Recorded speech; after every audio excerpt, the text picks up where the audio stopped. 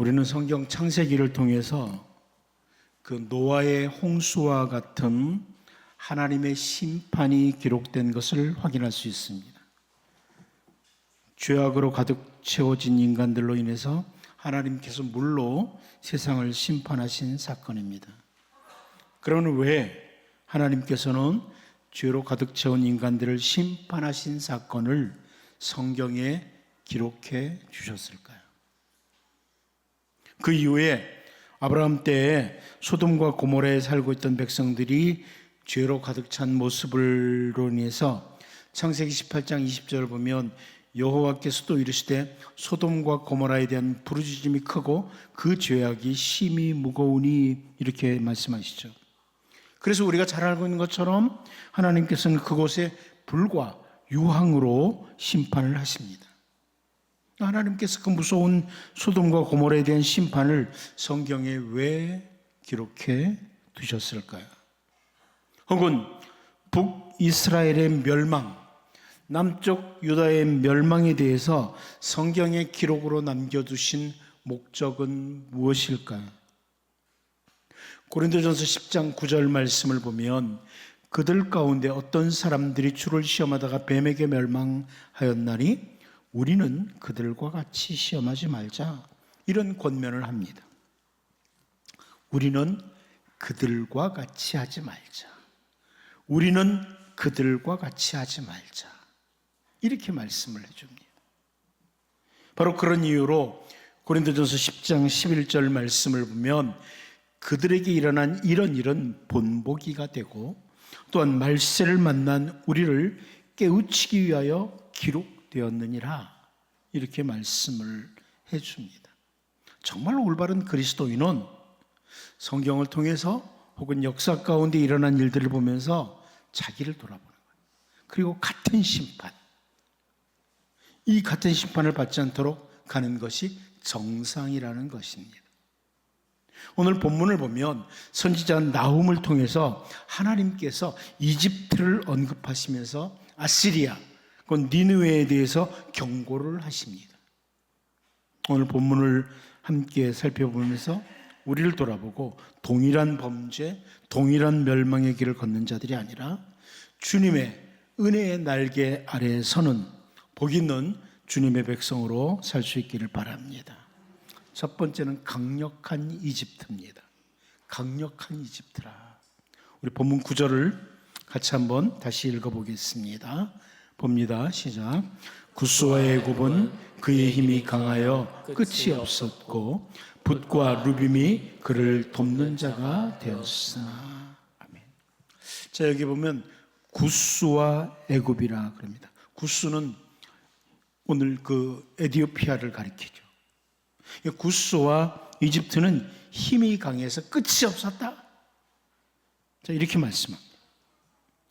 이집트 자체의 힘도 끝이 안 보일 정도로 강력한 힘을 가지고 있었는데 그 동맹국들도 역시 대단한 자들이었습니다. 여기 붓이라고 나오죠. 붓이라는 국가는 홍해 연변에 있던 부족 국가입니다. 그러니까 여러분 그 이스라엘 백성들이 애굽에서 나와서 이집트에서 나와서 홍해를 바로 통과하잖아요. 그러니까 홍해 근처에 있었던 그 부족 국가였는데 이집트의 동맹국이었습니다. 그리고 루빔은 오늘날 리비아를 가리킵니다. 리비아를 가리키는 나라입니다. 그러니까 이들이 모두가 다 이집트의 동맹국이었어요. 이디오피아도 또 애굽도 강하고 거기다가 붓도 루빔도 그 애굽을 이집트를 돕는 자였다. 자, 이렇게 자기들도 강력한데 동맹국들도 돕고 있었으니 이집트가 멸망을 당한다는 것은 사람들이 상상하기 어려운 일이었습니다. 이집트가 멸망? 그건 말이 안 된다.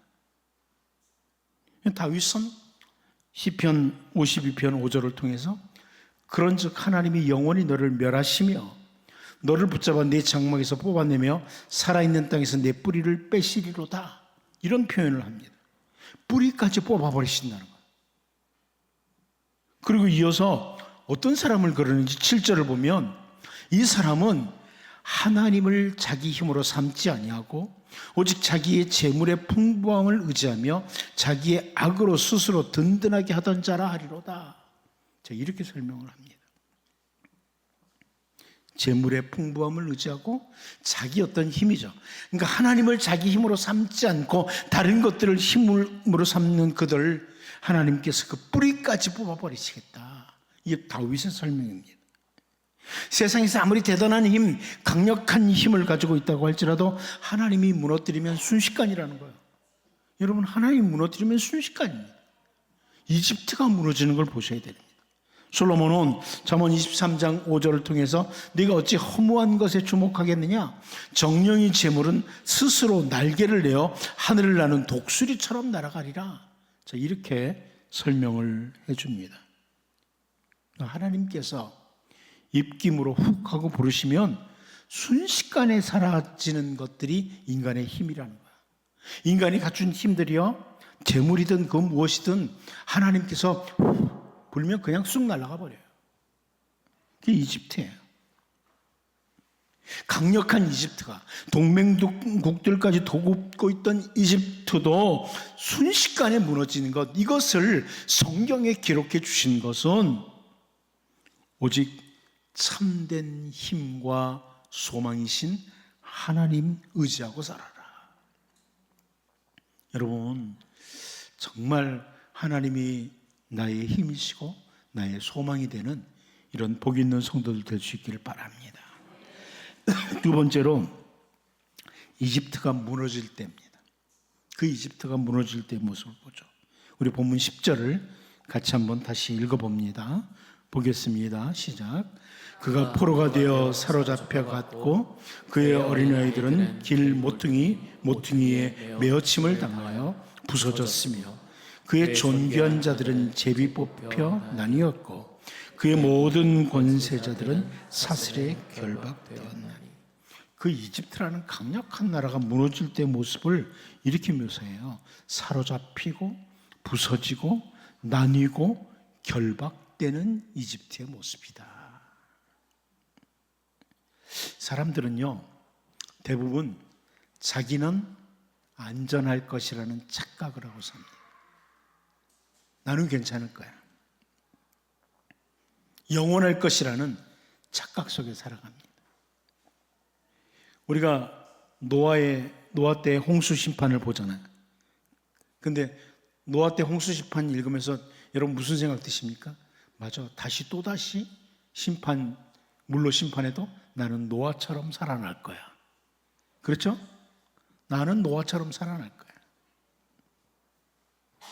소돔과 고모라가 심판을 당하는 것 같은 그때에도 나는 롯과 같이 살아날 거다. 이렇게 생각을 합니다. 우리가 초상집에 가면서도 나는 안 죽지. 그렇지 않습니까? 이집트도 마찬가지예요.